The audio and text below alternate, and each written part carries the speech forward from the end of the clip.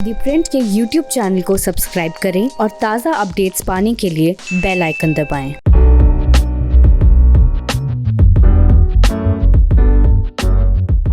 नमस्ते, दिलीप मंडल की पाठशाला में आपका स्वागत है। आज बात करते हैं लोटन राम निषाद की।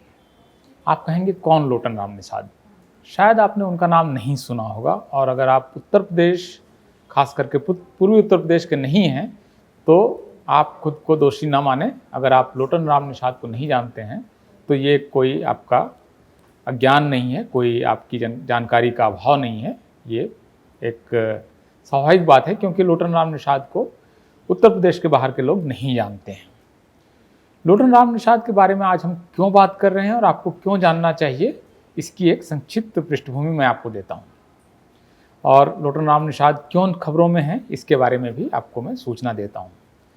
लोटन राम निषाद समाजवादी पार्टी के अति पिछड़ा वर्ग के नेता हैं, और जो पार्टी का पिछड़ा वर्ग सेल है उसके कुछ हफ्ते पहले तक, बल्कि 2 हफ्ते पहले तक वो उसके प्रदेश अध्यक्ष हुआ करते थे। जब वो उस पार्टी के प्रदेश अध्यक्ष हुआ करते थे ओबीसी सेल के, उस दौरान उन्होंने एक अयोध्या में विजिट की अपनी पार्टी के उस सेल के पदाधिकारियों की नियुक्ति के लिए। वहाँ पर पत्रकारों ने उनसे एक प्रश्न पूछा, और सवाल ये था कि अयोध्या में जो राम मंदिर का मामला है, इस पर आपकी क्या राय है। चूँकि लोटन राम निषाद समाजवादी पृष्ठभूमि से हैं, अनीश्वरवादी हैं, ईश्वर में उनकी आस्था नहीं है, लोहिया परंपरा के हैं, जैसे लोहिया, राम मनोहर लोहिया खुद भी अनीश्वरवादी थे, एथिस्ट थे। तो उन्होंने कहा कि देखिए, राम में मेरी निजी तौर पर कोई आस्था नहीं है, राम को मैं एक काल्पनिक चरित्र मानता हूँ, और मैं ये मानता हूँ कि भारत में पिछड़ी जातियों की जो भलाई का काम हुआ, जो भी उनको अधिकार मिले, ये सारे अधिकार ज्योतिबा फुले की वजह से, अंबेडकर की वजह से, कर्पूरी ठाकुर की वजह से, बीपी मंडल की वजह से मिले। तो मेरी आस्था इन लोगों में है। इतना सा बयान था। अब क्योंकि वो बहुत राष्ट्रीय ख्याति के नेता नहीं है, और समाजवादी पार्टी व्यक्तियों पर निर्भर पार्टी है, खास करके उसमें अखिलेश यादव, मुलायम सिंह यादव या हद से हद आजम खान के बाहर किसी नेता की चर्चा नहीं होती है। ऐसी हालत में सपा का एक नेता कोई बयान देता है तो इसकी कोई बड़ी चर्चा नहीं होनी चाहिए थे, आमतौर पर जो चलन है उसके हिसाब से। लेकिन बीजेपी ने इस मुद्दे को पकड़ लिया, इस बयान को पकड़ लिया, और उसके प्रदेश प्रवक्ता ने ये बयान दिया कि सपा को इस पर अपनी स्थिति स्पष्ट करनी चाहिए। मीडिया में भी इस बयान का अच्छा खासा शोर हुआ, और इस शोर से घबराकर समाजवादी पार्टी ने लोटन राम निषाद को अपने पद से हटा दिया। और पद से हटाने की जो विज्ञप्ति जारी हुई, जो नरेश उत्तम पटेल, जो उसके प्रदेश अध्यक्ष हैं सपा के, उन्होंने ये कहा कि पार्टी के राष्ट्रीय अध्यक्ष अखिलेश यादव की सहमति से, उनकी अनुशंसा से ये जो उनको है, उनको पद से हटा दिया गया है। अब ये घटना अपने आप में बहुत महत्वपूर्ण है, और इस वजह से हमें ये जो पूरा एपिसोड है, ये लोटन राम निषाद के बारे में बताने के लिए मैंने आपके सामने मैं लेकर आ रहा हूँ। देखिए, चुनाव में पार्टियों की हार जीत होती रहती है। मेरा मानना है कि निर्णायक मामला ये है कि विचारधारा के स्तर पर कोई पार्टी अपनी बात पर टिकी हुई है या नहीं है। कहीं ऐसा तो नहीं है कि विपक्ष का जो आइडियोलॉजी का जो एक प्रेशर है, इसके दबाव में कोई पार्टी अपनी भाषा तो नहीं भूल जा रही है। और मुझे लगता है कि बीजेपी की इस बीच में जो बड़ी विचारधारात्मक जीत हुई है भारत में, खास करके उत्तर भारत में, इसका दबाव सपा, बसपा, कांग्रेस वगैरह पर इतना ज़्यादा है कि इन पार्टियों ने अपने मुद्दे भुला दिए हैं, अपनी भाषा भुला दी है।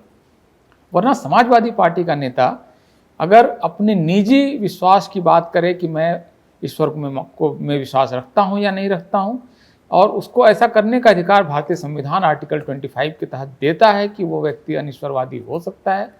और भारत की जनगणना में एक बाकायदा कॉलम है जिसमें कि ये पूछा जाता है कि आप किसी धर्म में आस्था रखते हैं या नहीं रखते हैं।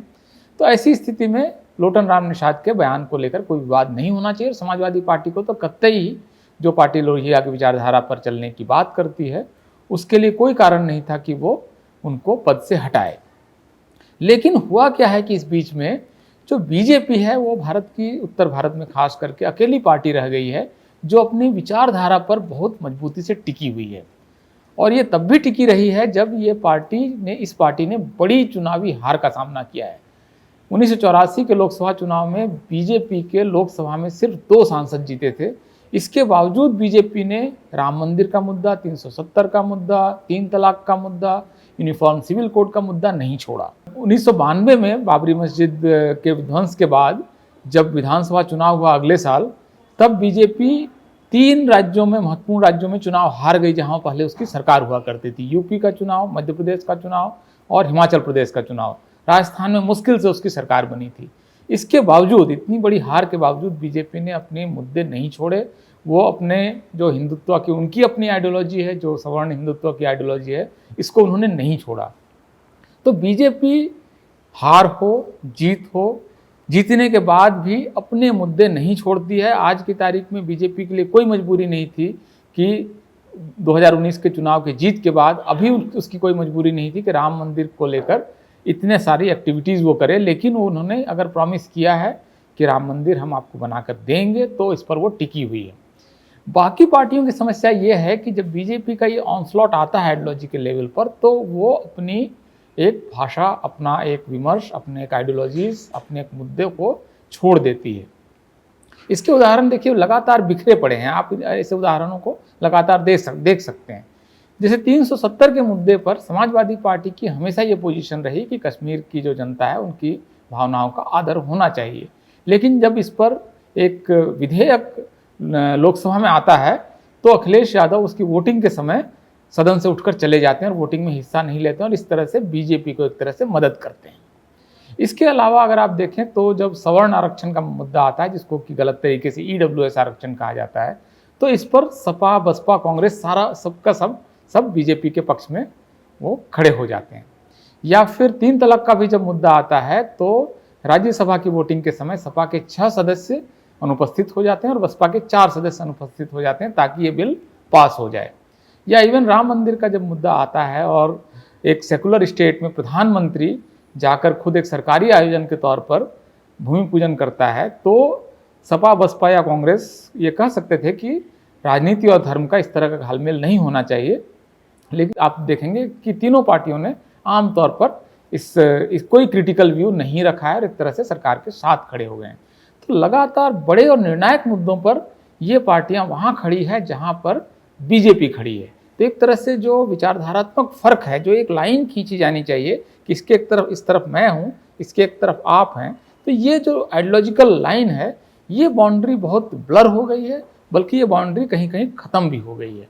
तो अलग अलग पार्टियों के होने का जो एक विचारधारात्मक आधार है, वो आधार खत्म हो गया है। लगातार अगर आप बीजेपी की ही लैंग्वेज बोल रहे हैं, अब बीजेपी जिस धार्मिकता की बात कर रही है, अगर उसी में आप भी कहें कि परशुराम की मूर्ति हम बनाएंगे, फिर बसपा उसके जवाब में कहे कि मैं आपसे भी बड़ी मूर्ति बनाना चाहूँगी, तो ये असल में एक तरह से कॉम्पिटिटिव पॉलिटिक्स है उस स्पेस में जो स्पेस बीजेपी ने क्रिएट किया है। आप बीजेपी के स्पेस में खेलकर बीजेपी को अगर हराना चाहते हैं तो ये संभव नहीं है। आप अगर फुटबॉल के मैदान में हैं और आपके स्पेस में अगर गेम लगातार हो रहा है तो आप कोई गोल नहीं कर सकते हैं। तो बीजेपी इस समय आपके स्पेस में है, लगातार आपके स्पेस को श्रिंक कर रही है और आप अपने स्पेस में खेल रहे हैं।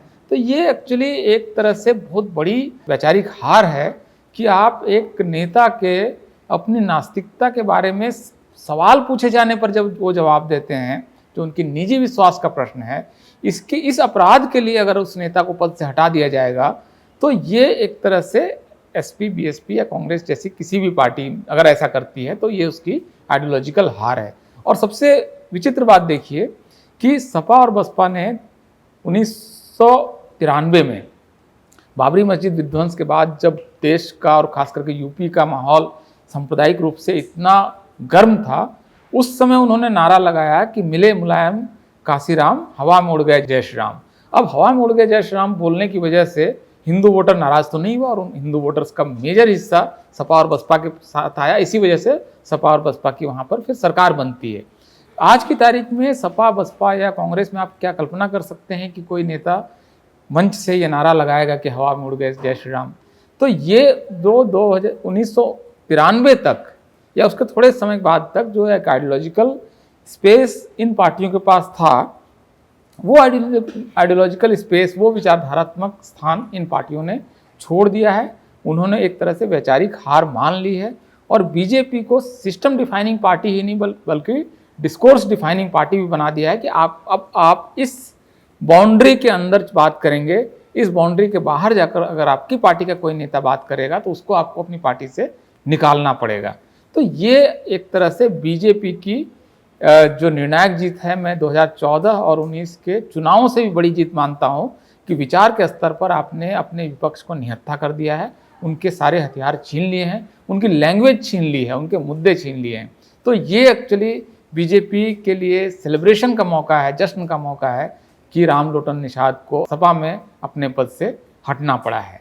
आप मेरे ख्याल से ये एक ऐसा मुद्दा है जिस पर आपकी भी कोई राय होगी, कोई टिप्पणी होगी, तो मैं आपसे निवेदन करूंगा कि कमेंट बॉक्स में आप अपनी राय जताएं ताकि हम उस पर आगे और चर्चा कर सकें।